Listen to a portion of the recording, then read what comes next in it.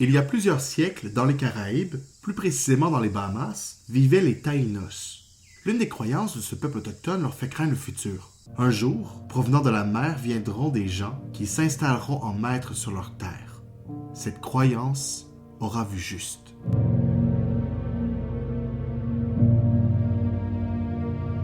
Les grandes explorations sont une époque de changement à l'échelle internationale puisqu'elles mèneront à la fondation de colonies qui rendent immensément riches des métropoles européennes. Il ne faut pas croire que ces grandes explorations sont le fruit de tous les États européens. Ce sont les métropoles assez riches pour commanditer les voyages qu'ils font. Aussi, pour voyager sur les océans, il faut avoir accès à l'océan. Cela enlève la chance à certains pays européens de se lancer dans la course aux grandes explorations. Mais pourquoi les Européens n'ont pas exploré au-delà des océans plus tôt? La réponse est multiple, mais je vais la résumer en disant qu'avant le 15e siècle, les bateaux européens ne permettent pas de voyager trop loin des côtes. Il faut attendre l'invention de la caravelle, ça c'est un type de bateau, pour que le portrait de la navigation change et que les voyages plus loin soient possibles, puisqu'avec ce navire, on peut mieux profiter des vents et s'aventurer donc plus loin. Évidemment, la prise de Constantinople par les Ottomans en 1453 prive en partie l'Europe des richesses de l'Asie. Désormais, pour atteindre l'Asie, les marchands doivent emprunter des chemins plus longs et moins sécuritaires. Faire le voyage de l'Europe à l'Asie par l'océan devient très intéressant. Avant même la prise de Constantinople, des pêcheurs et même des Vikings se rendent en Amérique. Il y a donc des Européens en Amérique avant même Christophe Colomb. L'explorateur italien qu'est Christophe Colomb demeure tout de même celui que l'histoire a retenu. Disons que les écrits de ses voyages et le fait qu'il voyage officiellement pour l'Espagne aident à créer la notoriété de Christophe Colomb. Avant l'époque des grandes explorations, on compte environ 60 millions de personnes en Amérique, ce qui représente environ le même nombre qu'en Europe. Ça a de quoi étonner la personne à qui on a enseigné que l'Amérique est une terre vierge peuplée de quelques nations autochtones. À la même époque que Christophe Colomb a vécu un certain Amerigo Vespucci.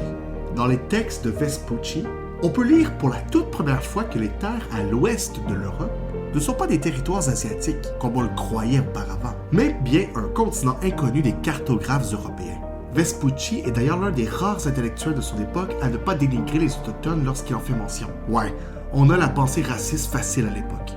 Si Vespucci affirme qu'il y a un continent inconnu des Européens à l'ouest de l'Europe, toute sa vie, Christophe Colomb va affirmer le contraire. Jusqu'à sa mort, Christophe Colomb dira avoir atteint les Indes, même si Amerigo Vespucci et d'autres intellectuels de l'époque en pensent autrement. Ma foi, y était-tu le petit Christophe Colomb?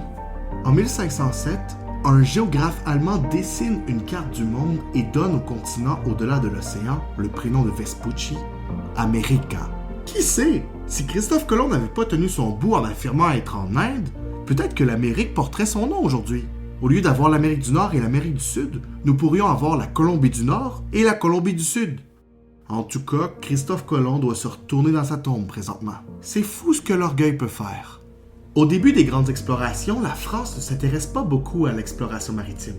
La France a trop les yeux rivés sur le continent européen et les guerres qu'elle y mène pour penser à explorer d'outre-mer. Ça n'empêche pas la France, tout comme les autres métropoles européennes, à adhérer à la théorie de la découverte, selon laquelle l'Amérique était une terra nullius, ce qui signifie une terre sans maître. Selon cette doctrine, qui évidemment est raciste, une terra nullius est donc une terre juridiquement vide qui s'offre aux nouveaux arrivants malgré le fait qu'elle s'avère habitée par des millions d'autochtones, appartenant à des sociétés établies sur le territoire depuis des milliers d'années. François Ier, le roi de France, entend parler que l'équipage de Magellan a fait le tour du monde. C'est cette nouvelle qui aurait mis la puce à l'oreille à François Ier qu'il serait temps qu'il se lance à son tour dans l'exploration des nouvelles terres avant que les autres puissances européennes aient pris possession de toutes les terres.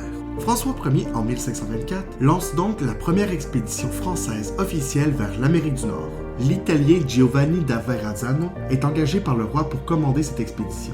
Verrazzano dresse la première carte française de la côte est du continent américain. L'explorateur se rend toutefois pas au Québec.